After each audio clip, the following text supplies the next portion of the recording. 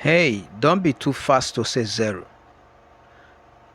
because this equation confuses many people. 3 minus 3 times 3 minus 3. We have one subtraction here, multiplication here, and subtraction here. When we have equation like this, we begin with the multiplication because multiplication has higher priority. Minus 3 times 3 will give us minus 9. Bring down this 3 and bring down this minus 3 here. Now minus 9 minus 3 will give us minus 6 minus 3.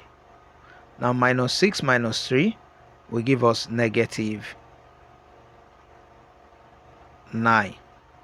So the correct answer is minus 9.